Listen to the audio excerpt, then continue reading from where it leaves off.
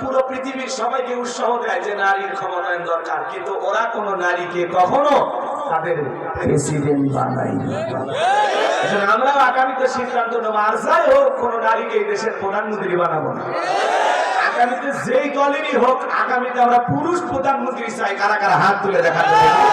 লিল্লাহে তাকবীর। নারীদের দেখার দিন শেষ, আগামীতে পুরুষের বাংলাদেশ।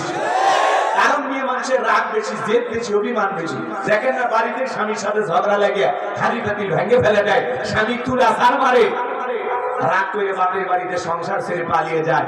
দেখলেন না, মেয়ে মানুষ 16 বছর জেদ করে ক্ষমতার চেয়ারে বসে থাকলো, আবার রাগ করে দেশ ফেলাইয়া, দেশের জনগণকে ফেলাইয়া পালিয়ে গেছে। আমরা বারবার বললাম মেয়েরা পদত্যাগ করেন। আল্লাহ বলে কিসের পদত্যাগ? এরা যে অন্যায় অপরাধ করেছে, শুধু পদত্যাগ না, আমি আল্লাহ এদেরকে দেশ ত্যাগ করতে বাধ্য করবো। কথা বলেন ঠিক কিনা? আল্লাহর পাকড়া বড় কঠিন, আল্লাহ ধরে ধরে না, যেদিন ধরবে মাওলারি দিল্লি গিয়ে পড়বে। কথা বলে ঠিক কিনা?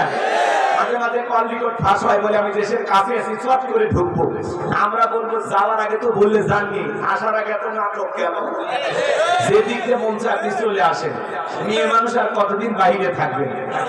এই দেশে আপনার বাবার, এই দেশে আপনার স্বামীর, আপনি আসেন। যেদিক দিয়ে মন চায়, যেদিন মন চায় আপনি আসেন।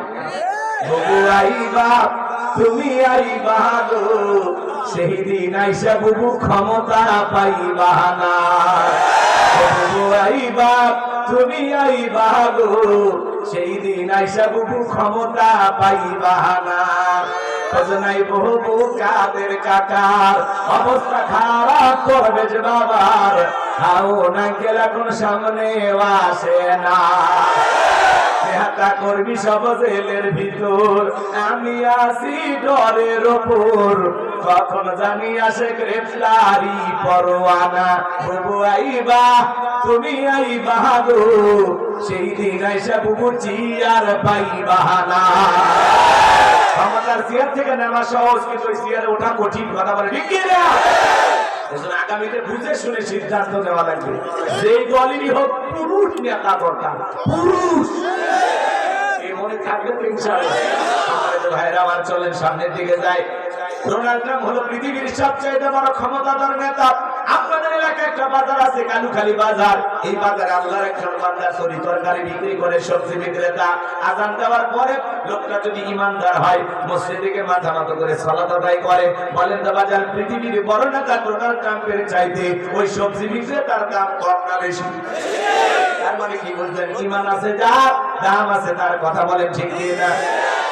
রাশিয়ার প্রেসিডেন্ট পুতিন বলেন, আর ভারতের দাদা নরেন্দ্র মোদী বলেন, এরা যত ক্ষমতাধর হোক না কেন, বাংলাদেশের রিক্সা চালক, ভ্যান চালক, লোকরা যদি ইমানদার হয়, আজান দেওয়ার পরে মাথা নত করে যদি আল্লাহকে সিজদা দেয়, এই পৃথিবীর বড় বড় নেতাদের চাইতে বলে তো বাজারে সবজি বিক্রেতা ইমানদারের দাম কম না বেশি? তার মানে কি বুঝলেন? ইমান আছে যার, আল্লাহর কাছে দাম আছে তার। পৃথিবীতে বেঈমানরা ক্ষমতার দিক দিয়ে সফল হতে পারে, মরার পরে সবগুলো বেঈমানকে পিটাইয়া জাহান্নামে দিবেন তিনি কে? ইমানদাররা দুনিয়াতে সফল, আখিরাতেও সফল। সুবহানাল্লাহ বলেন। এজন্য আল্লাহ বলেন ওয়াদাফুলাহাল মুমিনুন, অবশ্যই মুমিনেরা সফল। অলরেডি মুমিনেরা সফল। সফল হয়েছে তারা, ঈমান এনেছে যারা। আপনার চেহারা কালো, ফর্সা, লম্বা হন, খাটো হন, ধনী হন, গরিব হন, তাতে কোনো সমস্যা নাই। আপনার ভিতরে ঈমান আছে, আল্লাহর কাছে আপনার দাম আছে। এই জীবনে যদি আল্লাহর কাছে দামি হতে পারি, আর কিছু চাওয়ার আছে? ঈমান নামের মহাদৌলত পাওয়াতে আপনারা খুশি না বেজার? আল্লাহ জন্ম দিয়েছেন মুসলমানের ঘরে, এই জন্য আমরা খুশি না বেজার? আল্লাহ চাইলে অন্য জাতির ঘরে পাঠাইতে পারতেন। আল্লাহ ভালোবেসে দয়া করে মুসলমানের ঘরে আপনাকে আমাকে পাঠিয়েছেন। আল্লাহ ভালোবেসে বিশ্বনবীর উম্মত বানিয়েছেন, ভালোবেসে কোরআনুল কারীম দান করেছেন।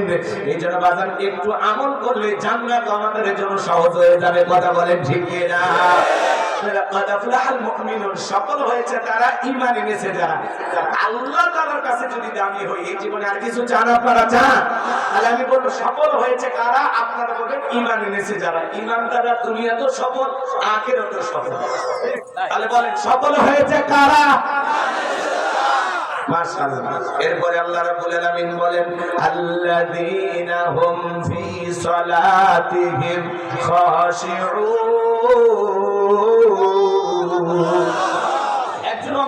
জোহরের নামাজের পূর্বে ঈমান গ্রহণ করেছে ওই ব্যক্তির উপরে জোহরের সালাত আদায় করা কি ফরজ। মাশাআল্লাহ, চমৎকার শ্রোতা।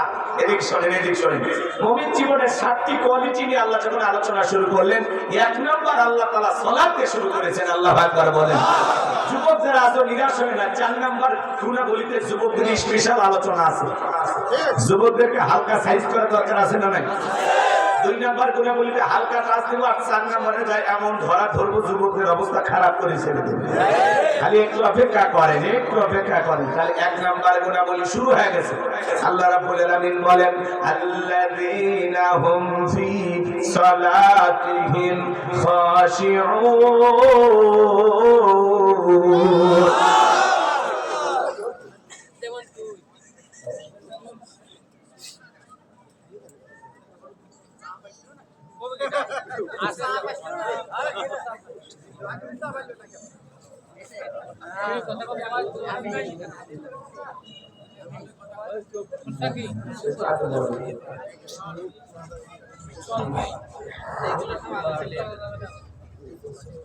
আল্লাহ রাব্বুল আলামিন বলেন, আল্লাযীনা হুম ফি সালাতিহিম খাশিউন।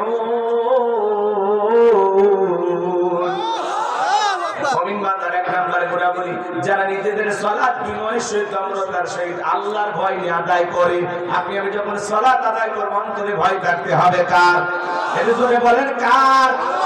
এই আয়াতের ব্যাখ্যায় তাফসীরকাররা লিখেছেন, তাফসীর ইবনে কাসির থেকে বলছি, অন্তরের ভিতরে সুচিন্তা, দুশ্চিন্তা, কুশ্চিন্তা, বিবির কথা, সংসারের কথা, ব্যবসা বাণিজ্যের কথা, দুনিয়াবি কোনো চিন্তা ভাবনা নামাজের মধ্যে রাখা যাবে না।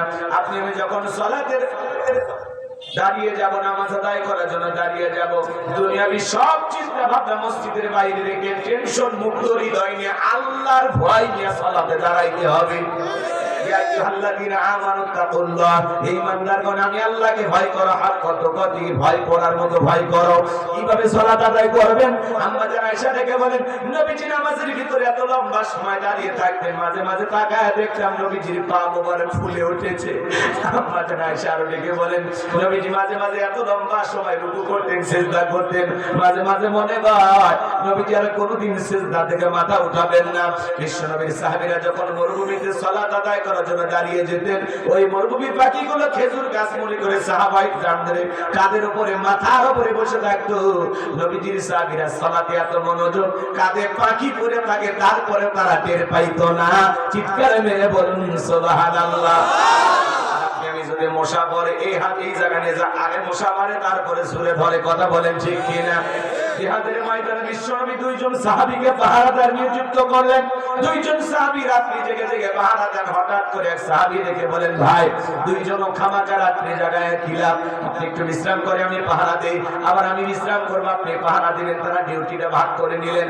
এক সাহাবী বিশ্রামে চলে গেলেন, আরেকজন সাহাবী দাঁড়িয়ে আছেন আর মনে মনে ভাবতেছেন, খামাকা দাঁড়িয়ে সময় নষ্ট করে খিলাফ, এই সময়টা নামাজের মধ্যে কাটায় দেই। এই কথা ভেবে বিশ্বনবীর সাহাবী নামাজে দাঁড়িয়ে গেলেন। আর কাফেররা এই সুযোগে মানুষ না গাছ টার্গেট করে একটা তীর নিক্ষেপ করেছেন, ডান হাতের ভিতরে তীরটা ঢুকে গেছে, আর একটা তীর নিক্ষেপ করেছেন বাম হাতের ভিতরে ঢুকে গেছে। নবীজির সাহাবী সালাত শেষ করলেন, সেই সঙ্গীকে ডেকে বলেন, আমার ভাই ওঠেন, কি হয়েছে? বলে, কাফের আমাকে তীর নিক্ষেপ করেছে। কিভাবে? বলে, আপনি যখন বিশ্রামে চলে গেলেন, আমি চিন্তা করি খামাকা দাঁড়ায় সময় নষ্ট করে কি লাভ, নামাজের মধ্যে কাটায় দেই। এই কথা ভেবে আজকে আমি সালাত আদায় করার জন্য দাঁড়িয়ে গেলাম। আজকে নামাজের ভিতরে এত মজা পাচ্ছিলাম, আমি যদি বিশ্বনবীর পাহারাদার না হইতাম, সাহাবায়ে কেরামদের পাহারাদার না হইতাম, ওই তীর এসে যদি আমার কলিজাটা ছিদ্র করে পাশ ও পাশ করে দিত, তারপরে আমি নামাজ ছাড়তাম না। সুবহানাল্লাহ। সাহাবায়ে কেরামদের নামাজের ভিতরে কত গভীর মনোযোগ। 2-3 ঘন্টা কথা বলে শেষ করা যাবে না, এত লম্বা কথা বলে আপনাদের সময় নাই, আমার ওই দিকে সময় হবে না। সংক্ষিপ্ত কথা, এতটুকু গভীর মনোযোগ দিয়ে সালাত আদায় করা লাগবে। আপনি আমি যখন নামাজে দাঁড়িয়ে যাব, দুনিয়াবি কোনো চিন্তা ভাবনা, কোনো কথা মনের মধ্যে রাখা যাবে না। কিন্তু আমরা যখন সালাতে দাঁড়িয়ে যাই, দুনিয়াবি নানান চিন্তা ভাবনা চলে আসে। মাঝে মাঝে দুনিয়াবি এত কথা নামাজের মধ্যে মনে হয়, নামাজ 2 রাকাত না 3 রাকাত মনে থাকে। কথা বলে, কথা বলে, দুনিয়াবি এত চিন্তা এত কথা নামাজের মধ্যেই মনে হয়। সিজদা 2টা দিলাম না 1টা দিলাম, মনে থাকে না। কথা বলে, এরকম হয় কিনা বলেন? নামাজ পড়ে রাজবরি মন চলে যায় মধু খেতে, আছে না? নামাজ পড়ে কালু খালি মন চলে যায় কই নোয়াখালী। মানে নামাজের মধ্যে দাঁড়ায় আমাদের মন খালি ছটফট করে, নামাজ পড়ে মাগুরা মন চলে যায় বগুড়া। এই যে নামাজের ভিতরে দাঁড়াইয়া দুনিয়াবি নানান চিন্তা, নামাজ পড়ে মধুখালী মন চলে যায় ভারতের বর্ডারে, এরকম হয় কিনা বলেন? নামাজের ভিতরে দাঁড়ায় মনোযোগ আনতে হবে বাজান। আহারে সাহাবা ইকরাম 2 রাকাত নামাজ পড়ে সারা রাত কাটায়া দিতেন, সুবহানাল্লাহ। আর আমরা নামাজের ব্যাপারে সালাতের ব্যাপারে এক মুরব্বি চাচা এত তাড়াহুড়ো করে ওযু করছে, এক ঠ্যাং না দিয়ে মসজিদে ঢুকছে। তাইসালা মসজিদ পিছলে গায়ে চাচা একদিক লুঙ্গি একদিক, তাও বলে আল্লাহু আকবার। আমি বলে চাচা আগে লুঙ্গি ঠিক করুন, কয় আগে জামাত ধুন। এরকম লোক আছে না নাই? এত তাড়াহুড়ো করে সালাত আদায় করলে হবে না। এটা সামনে রমজান মাস, এটা শাবান মাস, আজকে শাবানের মধ্যে রজনী কথা বলেন, লাইলাতুল বরাত, নিসফে মিন শাবান, আজকে শাবানের মধ্যে রজনী। আমার ভাইরা আজকে মসজিদে মসজিদে দোয়া বিলাত মাহফিল হবে, নফল নামাজ হবে, কথা বলেন না কেন? অনেকে রোজাও রেখেছেন আলহামদুলিল্লাহ, আগামী কালকেও রাখবেন ইনশাআল্লাহ। এই মাসে আল্লাহ রাসূল সবচেয়ে বেশি নফল রোজা রাখতেন, আর আমরা বেশি বেশি এই মাসে নফল নামাজ পড়া প্র্যাকটিস করব, কারণ সামনে রমজানে তারাবি পড়তে হবে। এজন্য এই মাস হলো আমাদের প্রস্তুতি নেওয়ার মাস, আমলের প্রস্তুতি নিতে হবে। শাবান মাস এসেছেন, তার মানে কি সামনে রমজান, এই আর কয়েকটা দিন। আল্লাহ যেন আমাদের সবাইকে রমজান পর্যন্ত পৌঁছায় দেন। জোরে বলেন আমিন, আর একটু জোরে বলেন আমিন। যারা খুব বেশি খায়, রোজা থাকতে পারে না, এরা রমজান পছন্দ করে না। কিন্তু খাঁটি মুমিন যারা মনে করে যে না প্রত্যেক বছর রমজান আমার কাছে স্পেশাল, আমলের কারণে, এটা হলো বোনাসের মাস, ইবাদতের মাস, নিজেকে পরিবর্তন করার মাস, গুনাহ মাফের মাস, কথা বলে ঠিক না? রহমতের ভরপুর একটি মাস। সম্মানিত ভাইরা আমার, এই রমজানের জন্য আমাদের প্রস্তুতি নেওয়া দরকার আছে না নাই? নেবেন তো ইনশাআল্লাহ। এই রমজান মাসে দেখবেন প্রত্যেকটা মসজিদে তারাবি প্রতিযোগিতা শুরু হয়। কোন মসজিদে কত তরিক গতিতে তারাহুড়ো করে পড়া যায়। 2 মসজিদের মুসল্লি এক জায়গায় বসে গল্প করে, দোস্ত তোমাদের প্রথম তারাবি আমাদের হুজুর আল্লাহওয়ালা তো ঘন্টাখানিক লাগছে। তখন বলি 1 ঘন্টা, আর আমাদের হুজুর বিদ্যুতের গতি ফেল, 20 মিনিটে 20 রাকাত শেষ। খালি আলহামদুলিল্লাহ আর দোয়া লিন বোঝা যায়, মাঝখানে কি করছে না ভূমিকম্প হয়েছে, হুজুর নিজেও টের পায় না, কথা বলে কি না?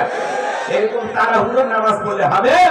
2 মিনিটে 2 রাকাত, 4 মিনিটে 4 রাকাত, 4G 5G গতি নামাজে হবে না। তারাবি মানে তাড়াতাড়ি ধীরস্থির ভাবে আদায় করতে হবে। সোনার মক্কা মদিনা আল্লাহ তার এই গোলামকে নিয়েছিল, সেখানে তারাবি করলাম, সময় লাগলো 1 ঘন্টা 45 মিনিট, আর আপনি 20 মিনিটে 20 রাকাত। এই নামাজ কবুল হবে? হ্যাঁ, আল্লাহ যেন আমাদের সবাইকে ধীরস্থির ভাবে তারাবি পড়ার তৌফিক দান করেন। জোরে বলেন আমিন। নামাজে তামাশা করা যাবে না। এমন মুসল্লি আছে সালাতে দাঁড়ায়, এই যে আল্লাহ তাআলা বলেন আল্লাযীনা হুম ফি সালাতিহিম খাশিউন, যারা নিজেদের সালাত বিনয়ের সহিত নম্রতার সহিত আল্লাহর ভয় নিয়ে, একটা রাষ্ট্রপতি প্রধানমন্ত্রী তার সামনে যদি দাঁড়ান কি করবেন? দাড়ি চুলকাবেন, লঙ্গি ঠিক করবেন, কিভাবে দাঁড়াবেন? ভদ্রতা নিয়ে দাঁড়াবেন, নম্র বিনয়ী হয়ে দাঁড়াবেন, যাতে চুল পরিমাণে বেয়াদবি না হয়। একটা রাষ্ট্রপতি প্রধানমন্ত্রী তার সামনে যতটা নম্র ভদ্র হয়ে দাঁড়ান, তার চেয়ে কোটি কোটি গুণ বেশি নম্রতা এবং ভদ্রতা নিয়ে সালাতের ভিতরে দাঁড়াইতে হবে, কথা বলে ঠিক কিনা? আপনি নামাজ পড়তে পড়তে দাড়ি চুলকে টুপি ঠিক করে, লঙ্গি খুলে যায় আপনার, আরে ভাই এত লঙ্গি করলে রশি রাখাবে, কথা বলেন। আপনি নামাজ পড়তে পড়তে ফোন রিসিভ করে বলেন হ্যালো নামাজে আসি, কথা কয় না কেন? কি আজিব তামাশা, সালাতে কোনো মনোযোগী নাই, এতে যদি তাকায়। আল্লাহ যেন আমাদের হেদায়েত দান করেন। আমরা বিনয়ী সহিত নম্রতার সহিত জোহরের সালাত আদায় করবো, আর মনে মনে খেয়াল করবো এই জোহরের সালাত আমার জীবনের শেষ সালাত।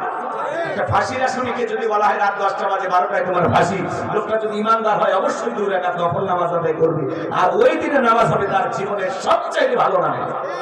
ফাঁসির আসামি জীবনের শেষ মনে করে নামাজ পড়ে, প্রত্যেকটা ওয়াক্তে সালাত আদায় করবেন, আর মনে মনে খেয়াল করবেন এই সালাত আমার জীবনের শেষ সালাত। আল্লাহর ভয়ে 5 ওয়াক্ত সালাত মসজিদে গিয়ে জামাতের হিসেবে কারা কারা আদায় করবেন হাত তুলে দেখা।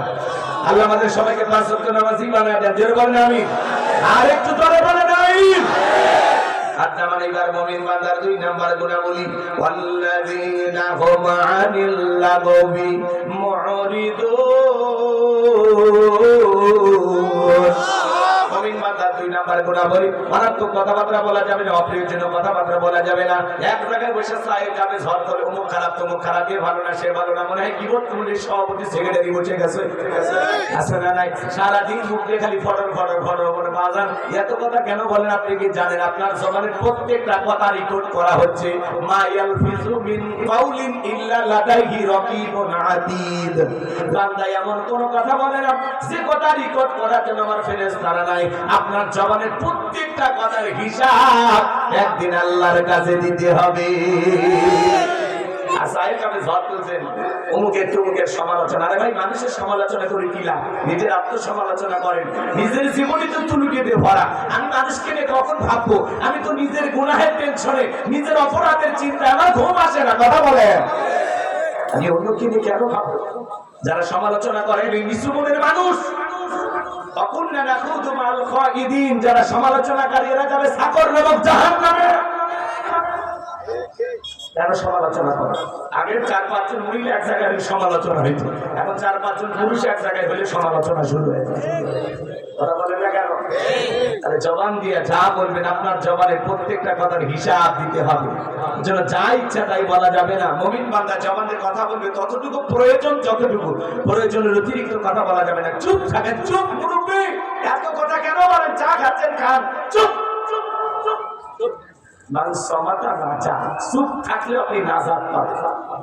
যতক্ষণ জবানটা বন্ধ থাকলে ততক্ষণ গুনাহ থেকে বেঁচে যান। সুবহানাল্লাহ, আলহামদুলিল্লাহ, এগুলো জিকির করেন। আপনি সুবহানাল্লাহ করে এসে জিকির করতে করতে অবস্থা খারাপ হয়ে যায়, আর আপনাদের মুখই করেন কি কথা করেন না আপনারা? জিকির করবেন কেমনে? মিথ্যা কথা বলিয়া, মুখ দিয়ে ফাইসা কথা বলতে বলতে জবানে তো কমপক্ষে 5 মণ ময়লা পড়ে গেছে। জিহ্বা উল্টেই না রাগ করতেছেন আপনারা? এ বাজান আপনাদের কথা বলতেছেন। এরকম মানুষ না, আমি জানি রাজবাড়ির মানুষ সব আল্লাহওয়ালা, আমি বাইরের এলাকার কথা বলতেছি। এলাকার মানুষ আপনারা ভালো। রাগ করতেছেন মনে হয় আপনারা? তাহলে জবান দিয়ে যা খুশি তাই বলা যাবে না। মুমিন বান্দার 2 নাম্বার গুণাবলী, মুমিন বান্দা জবান দিয়ে সে কথা বলবে যে কথা বলে সব হয়। অনার্থক কাজ করা যাবে না। মুমিনের টাক হলে মুমিন সিনেমা হল বানাবে না, যাত্রা গানের আয়োজন করবে না, গানের কনসার্ট দেবে না, মদের বাদ দেবে না, সিনেমা হল বানাবে না। মুমিনের টাকা হলে মুমিন মসজিদ বানাবে, মাদ্রাসা বানাবে, জামাত বানাবে, কবরস্থান বানাবে, তাফসীরুল কোরআন মাহফিলের আয়োজন করবে। কথা বলেন ঠিক কি না? আর যে দেশের মানুষ খাইতে পারে না, সেই দেশে বিলাসিতার নামে 4,500 কোটি টাকা খরচ করে ওরা ভাস্কর্য বানাইছে। এই ভাস্কর্য না বানায় যদি মসজিদ মাদ্রাসা বানাইতেন, জাকাত যুবকদের কর্মস্থানের ব্যবস্থা করে দিতেন, গরিব দুঃখী মানুষকে খাওয়ার জন্য টাকাগুলো দিতেন, বাসস্থান বানায় দিতেন, আপনার বাবার কবরে বিকাশ হয়ে সব পৌঁছে যেত। কথা বলেন ঠিক কি না? যে দেশে মানুষ খাইতে পারে না, ডাস্টবিনের খাবার খুলে খায়, যে দেশে একজন নারী 500 টাকা 200 টাকার বিনিময়ে তার দেহটা বিক্রি করে, সেই দেশে যারা ভাস্কর্যের নামে বিলাসিতা করে 4,500 কোটি টাকা খরচ করেছে, প্রত্যেকটা টাকার হিসাব আল্লাহর কাছে দিতে হবে, দিতে হবে। মানুষ খাইতে পারে না, রেল স্টেশনে ঘুমায়, ঘর নাই বাড়ি নাই, একটা নারী নিজের সতীত্ব বিক্রি করে পেটের ভাত জোগাড় করে, আর আপনারা নারী হয়ে নারীর দিকে তাকান। কথা তো নাকি আপনারা? আপনারা উল্টো নারীদের নামে উল্টো পাল্টা কথা বলেন। নারী স্বাধীনতার নামে নারীকে আপনারা রাস্তায় নামিয়ে দিয়েছেন। এই কথা বলেন না কেন আপনারা? রাগ করেন?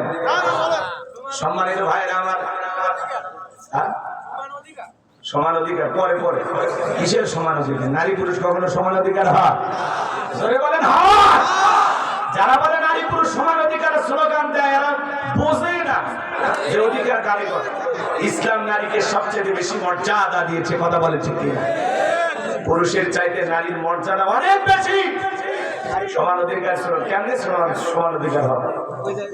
তোমার স্ত্রী 10 মাস সন্তান পেটে রাখে, তোমার যদি বলে সমান অধিকার না, তুমি 5 মাস আমি 5 মাস, পারবেন? 2 বছর দোকান করে, যদি আপনারই বলে কি খাওয়াবে, আছে কিছু আছে, সমান অধিকার হয় না। ওই যে শোনেন, এক মরুভূমি এলাকায় স্বামী স্ত্রী বসবাস করতো, বিশাল ঝড়, চতুর্দিক দিয়ে ঝড়, এত ঝড় তুফান বাহিরে বের হওয়া কঠিন। কথাটা বুঝতে পারতেছেন? তো ওই ঝড় তুফানে হঠাৎ করে স্বামী বলতেছেন, বিবি রে, বাইরে যে ঝড় তুফান আর যে বৃষ্টি শুরু হয়েছে, যদি আমি বাইরে যা পেশাব করি আমারই উড়িয়ে নিয়ে যাই, কিন্তু পেশাবের যে চাপ লাগছে, পেশাব না করলে তো আমি থাকতে পারবো না। তখন স্ত্রী বলতেছে, যে জানালা আছে, তুমি আমার ঘাড়ে ওঠো, ওটা জানালা দিয়ে আপাতত কি করো, পেশাবটা করো। স্ত্রী ঘাড়ে উঠে স্বামী জানালা দিয়ে কি করছে, পেশাব করছে। জরুর সারার পরে কিছুক্ষণ পরে বিবি বলতেছে, স্বামী তোমারও যা আমারও তো কি মানে আমারও তো একই অবস্থা।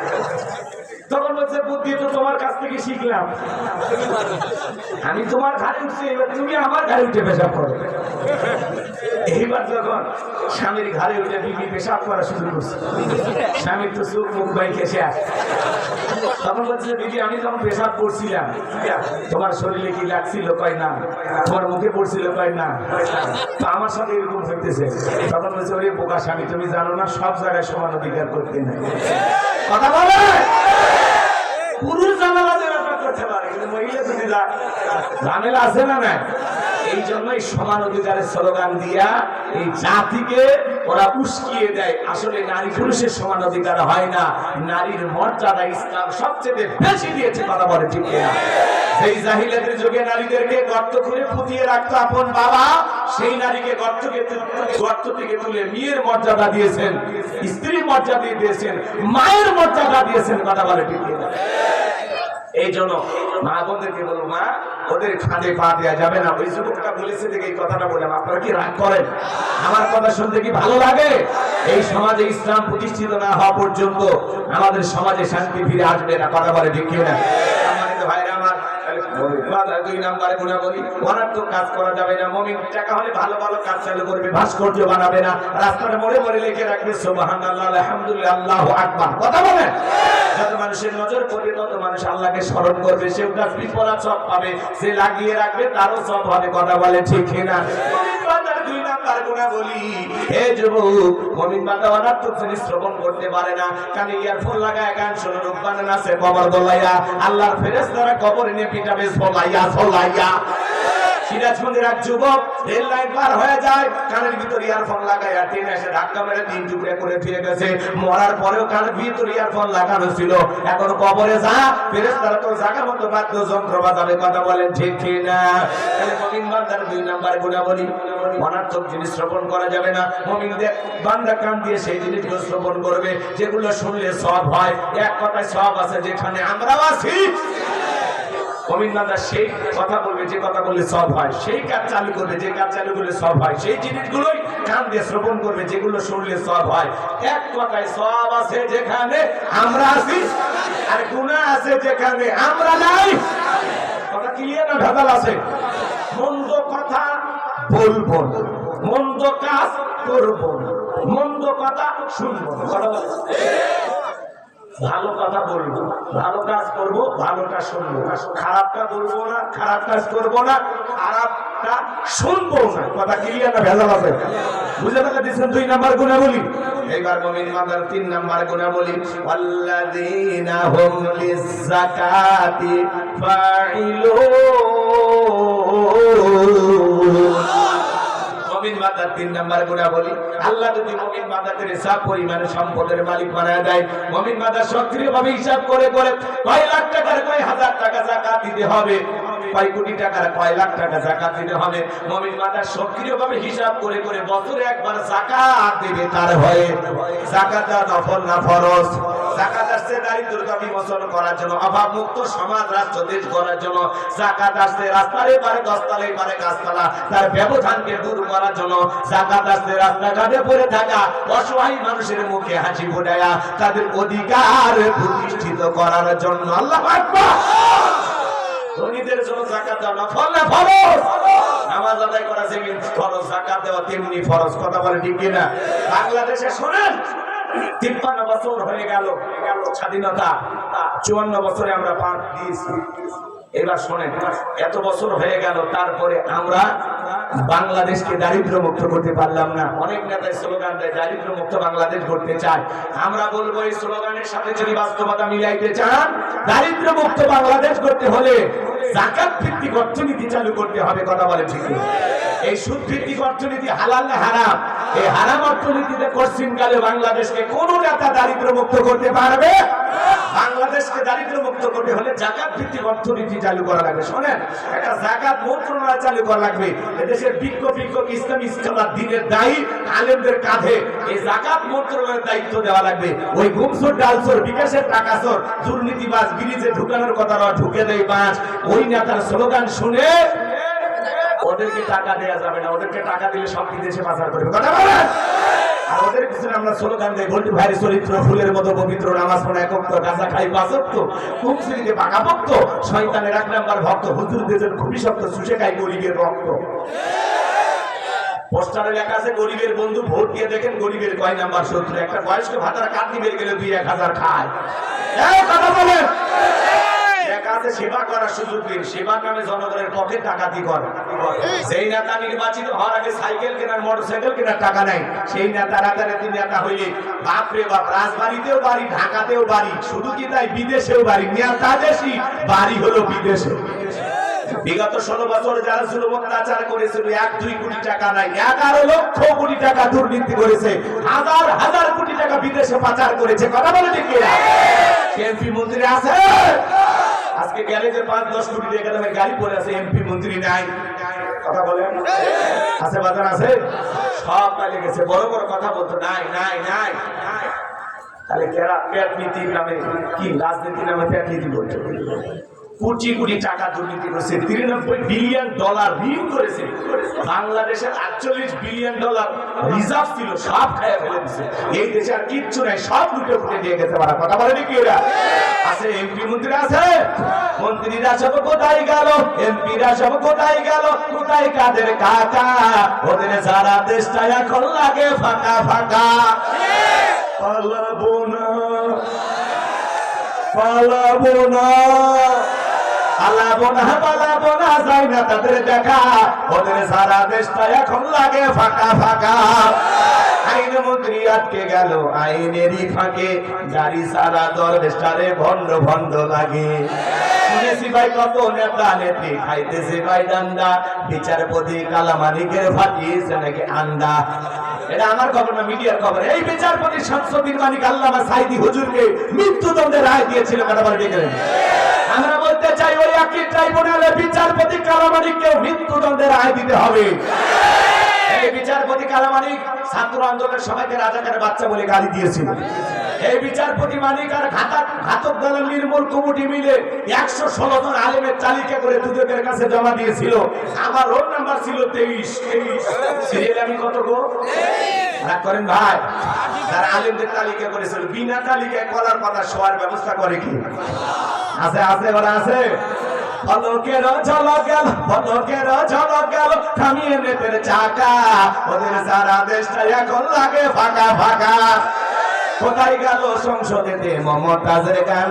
কোথায় গেল হযরত বলা স্বামী ওসমান? 70 রাকাত 80 রাকাত তাহাজ্জুদ করতে, বীরের পর আল্লাহর ওলি দাবি করতে 41 সাল পর্যন্ত টিকে থাকার স্বপ্ন দেখেছিল। 5 আগস্ট 2024 সালে ভাগ্যে কি আছে আল্লাহর ওলিরা জানতো না।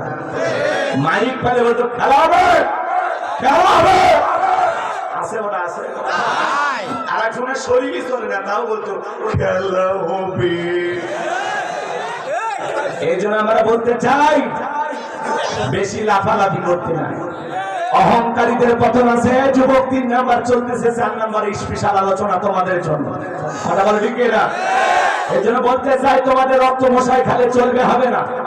বারবার স্বাধীনতার জন্য তোমরা রক্ত দিয়েছো, আর একটা বার যদি কখনো ডাক আসে আল্লাহর এই জমিনে আল্লাহর দ্বীনকে প্রতিষ্ঠিত করার জন্য, কোরআনের সমাজ ব্যবস্থা কায়েম করার জন্য, নবীদের মতো সাহাবায়ে কেরামদের মতো বুকের তাজা রক্ত দিতে হয়। এই জমিনে দ্বীনের বিজয়ের জন্য কারা কারা বুকের তাজা রক্ত দিতে প্রস্তুত? হাত লাগবে দেখা।